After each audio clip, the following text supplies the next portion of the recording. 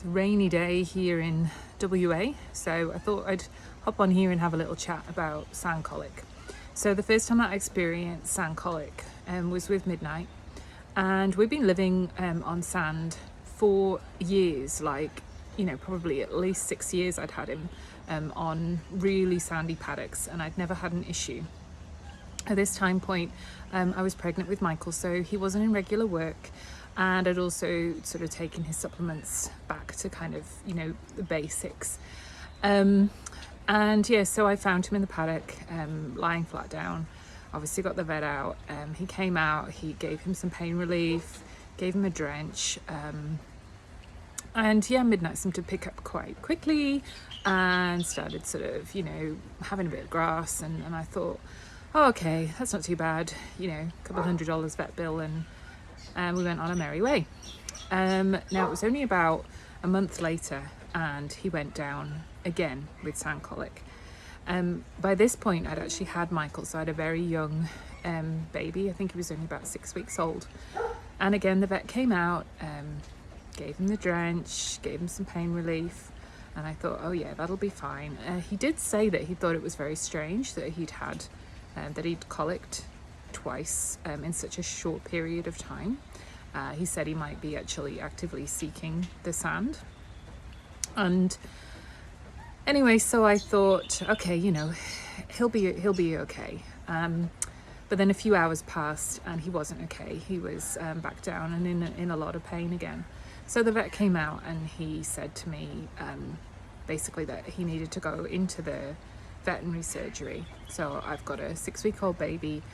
And you know, if you've been following me for any period of time, you'll know that Midnight is you know, one of my absolute heart horses, the other one being Gosh. And you know, the thought of anything happening to him was just, yeah, it was just absolutely terrifying.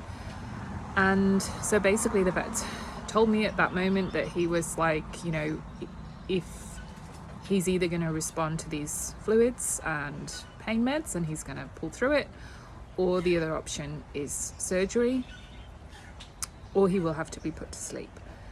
Now at this time point, you know, Midnight was, I don't know, maybe 18 years old. And even if he wasn't 18 years old, you know, I couldn't afford to put him through colic surgery. So I was absolutely beside myself, in floods of tears. I just didn't know what I was going to do. You know, the thought of losing him was just completely incomprehensible. As it was, he did pull through, and he made it back. But that was where I started to become a lot more aware about the risks of sand and the importance of taking a holistic approach.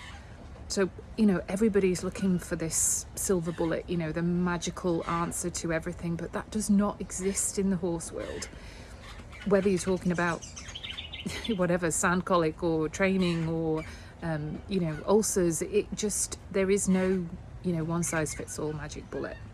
And when it comes to sand management, the biggest things are prevention, you know, so being aware of those times of the year where sand is potentially going to be an issue, not just waiting for it to, you know, for it to become a problem, actually being proactive and, you know, have a routine x-ray with your vet. It's not actually that expensive. It's certainly a lot less expensive than a $2,000, you know, vet bill or a, you know, a dead horse.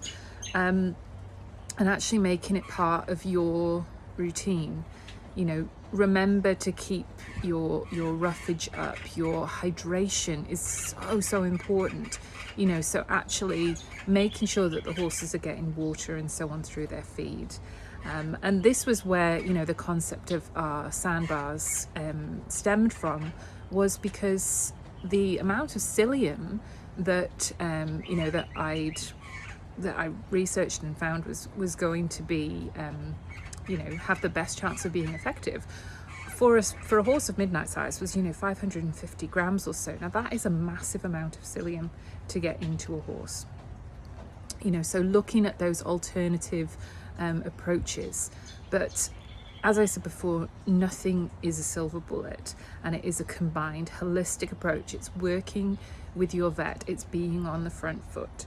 So I'm going to put the link to a document that I've researched and written on this topic of sound management. I'd love you to sign up to our mailing list to access that document, because you know, the more informed that we are, the better decisions we can make for our horses. I hope you have a lovely day, and I will see you again soon. Bye.